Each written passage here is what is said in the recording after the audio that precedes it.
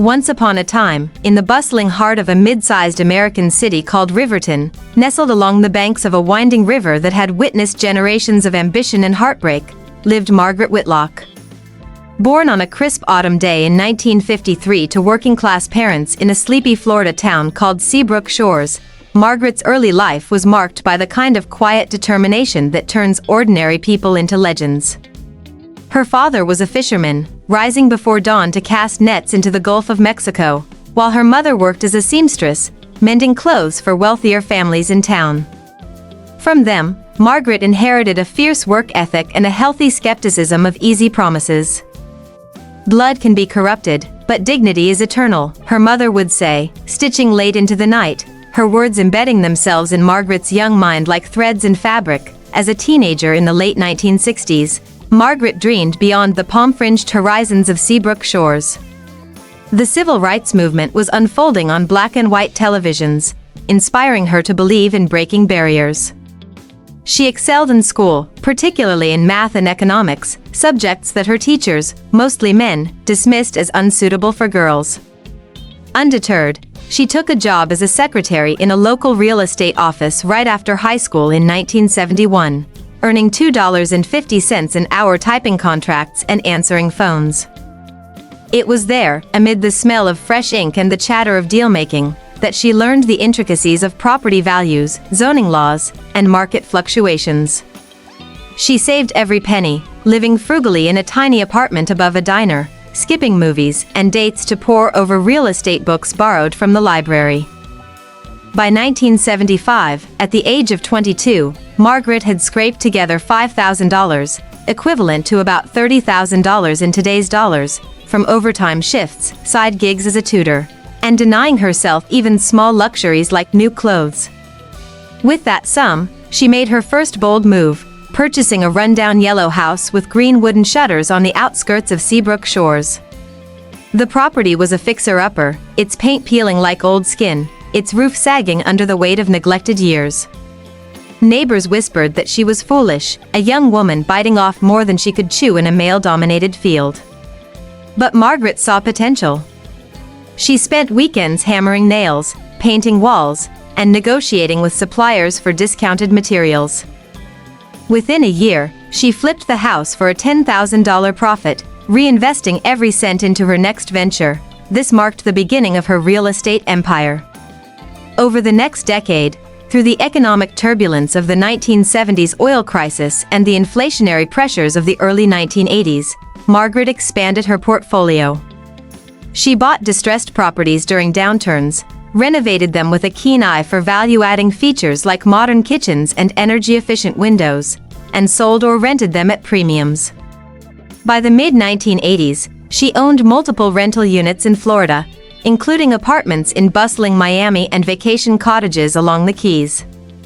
She diversified wisely, attending night classes at a community college to learn about stock investments and bonds.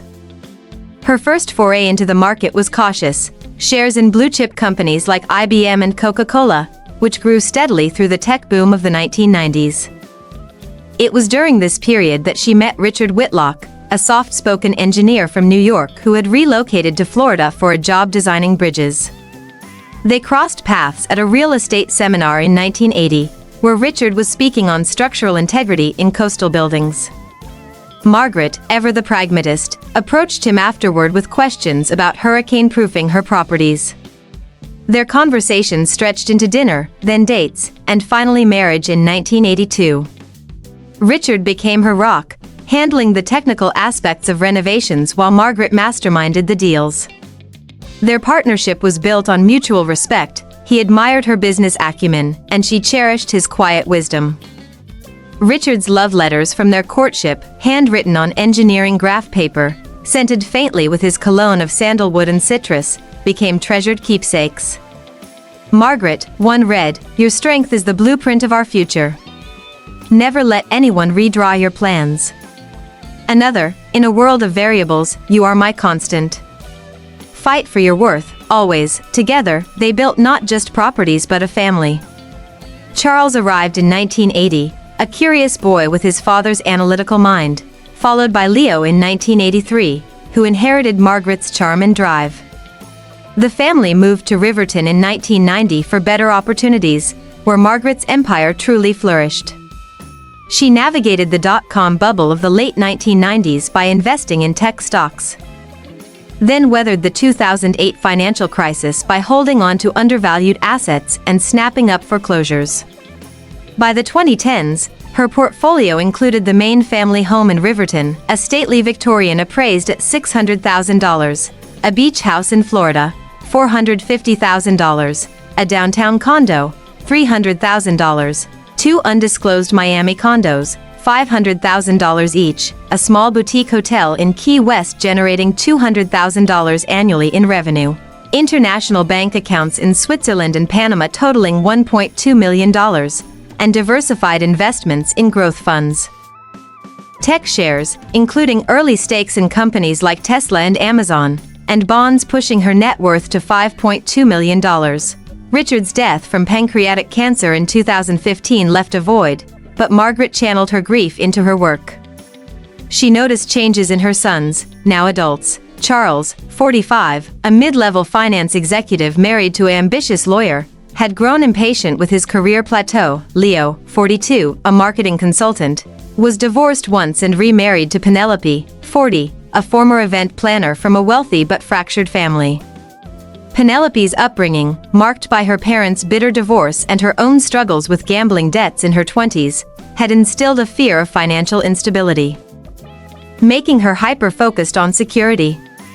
Margaret had supported them generously, $80,000 for Charles's Ivy League education at Yale, $50,000 down payment on his first house, $30,000 loaned for his failed business venture, never repaid, for Leo, $100,000 in medical bills when his son, now a healthy teenager, battled leukemia at age 5, $40,000 in divorce legal fees, and 2 years of free housing during unemployment. For Penelope, Margaret had paid off $30,000 in secret gambling debts, welcomed her warmly, and defended her against family snubs. Yet, as Margaret entered her 70s, subtle cracks appeared. Conversations hushed when she entered rooms. Questions about her finances grew probing. Mom, how's the beach house holding up in value? Or, have you updated your will lately?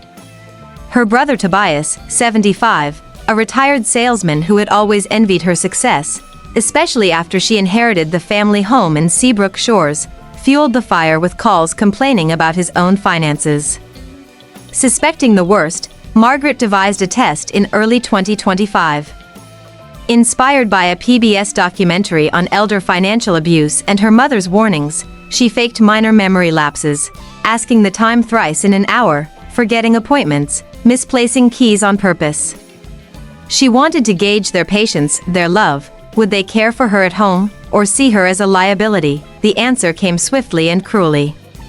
In October 2025, they chose Le Chateau, the city's most elegant French restaurant, with its white linen tablecloths, crystal glasses catching the golden sunset, and the aroma of truffle-infused seafood wafting through the air.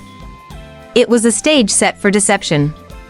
Charles, in the gray Armani suit Margaret had bought for his Yale graduation in 2002, led the charge. Mom, we've noticed you've been a little confused lately. Dr. Miller, our family doctor for 20 years, suggests a retirement home. It's controlled, professional care, with activities for people your age.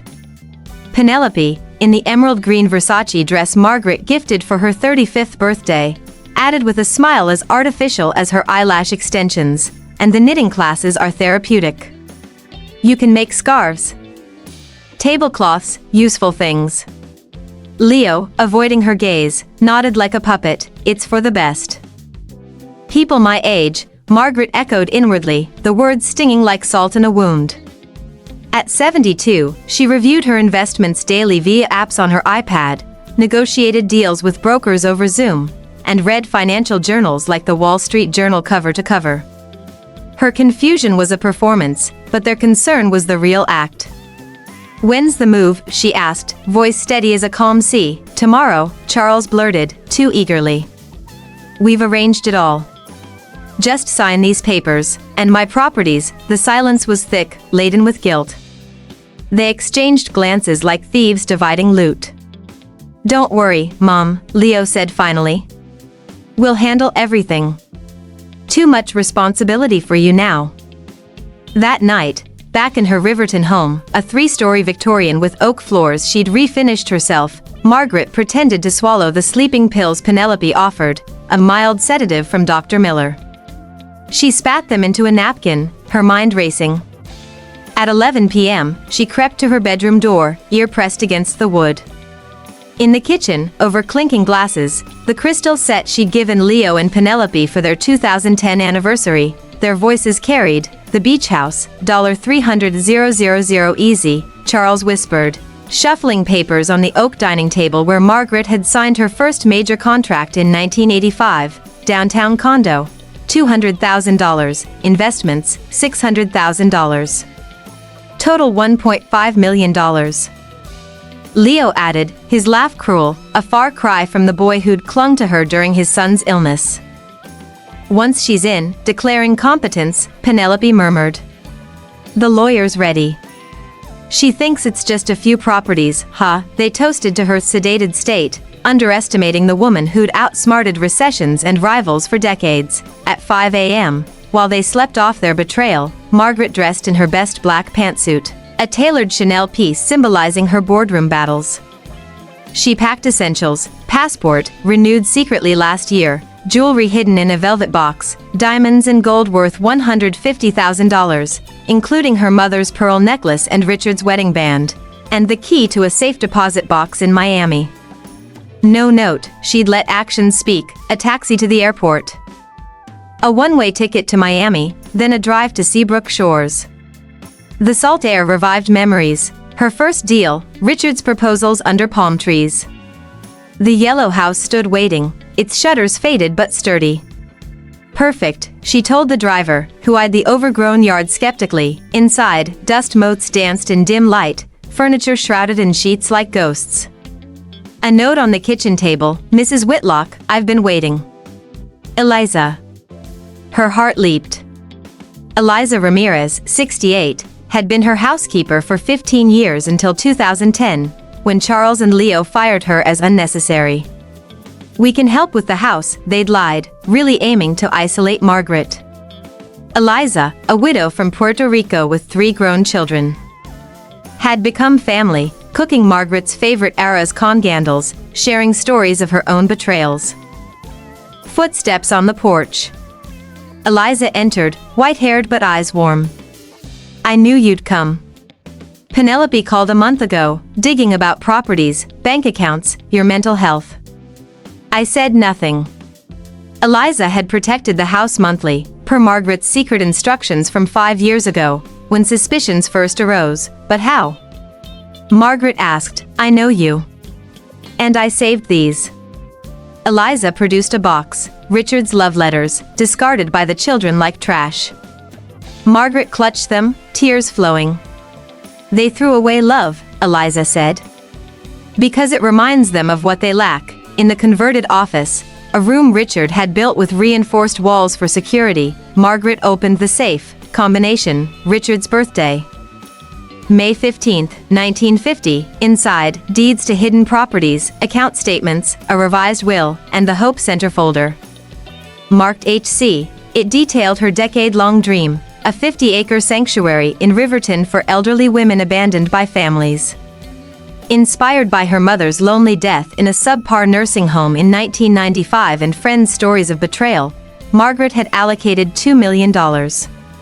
Blueprints showed gardens with walking paths, a library stocked with 10,000 books on history and empowerment, art studios for painting and sculpture, medical clinics with on-site geriatric specialists, and 200 apartments designed like cozy homes, each with kitchens, balconies, and accessibility features. Permits were approved in 2023.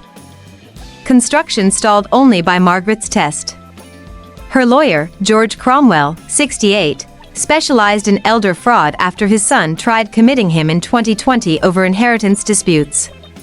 Hired secretly in 2020, paid from hidden funds, he understood her plight intimately. "Mr. Cromwell's waiting," Eliza said, handing a burner phone. "Margaret," he answered. "Ready to begin, more than ever." The plan: confront them at their family meeting the next day. Cromwell had insiders, a planted contact in their lawyer's office, confirming details. They'd invited Tobias for witnessing, and Mr. Evans, an ethically flexible attorney known for shady estate work. That night, Margaret and Eliza reminisced. Eliza shared her post-firing life, working for another family but checking the house faithfully. Penelope visited 3 months ago, pressing about dementia signs. "I said you were sharper than ever." Margaret revealed more, recordings from hidden devices installed a year ago, capturing their greed, a video explaining her suspicions, revealing family secrets, Charles's $50,000 embezzlement from his firm in 2018. Covered by Margaret, Leo's affair during divorce, Penelope's debts. The drive back to Riverton felt triumphant. At her Victorian home, cars lined the street: Charles's BMW, Leo's Mercedes, Tobias's truck, Evans's sedan. Margaret rang her own doorbell, a poetic indignity. Penelope opened, shock rippling. "Margaret. We were worried, police, hospitals. I was deciding," Margaret said, entering. Charles and Leo rushed in, hugs rebuffed. "Worried about me or your plans?" Cromwell and Eliza followed. "My legal team," Margaret announced. The room froze. Cromwell unpacked, medical report from Dr. Sanchez, independent expert, affirming competence, recordings played, "Hope she dies soon." Charles's voice, declare incompetent. Leo's, stubborn old woman. Penelope's, faces paled. Evans fidgeted.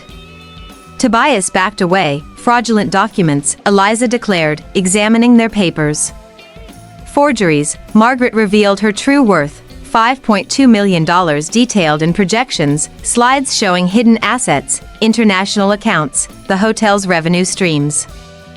The video sealed it, Margaret's calm narration, exposing secrets. "You saw me as an obstacle, ultimatum. Charges, fraud, forgery, abuse, up to 10 years, or 5 years unpaid work at Hope Center, proving change for $500,000 each inheritance. They chose work, arriving day one in ill-fitting clothes." Mike, the foreman, a Vietnam vet with 30 years in construction, assigned rubble moving. Complaints flew, but they persisted. Years unfolded. Construction phase saw them planting gardens. Charles learned horticulture, naming roses after residents. Operational phase, caring for arrivals. Alice, 80, former World War II nurse, ran memoirs. Mercedes, 85, post-stroke, walked with Leo's therapy.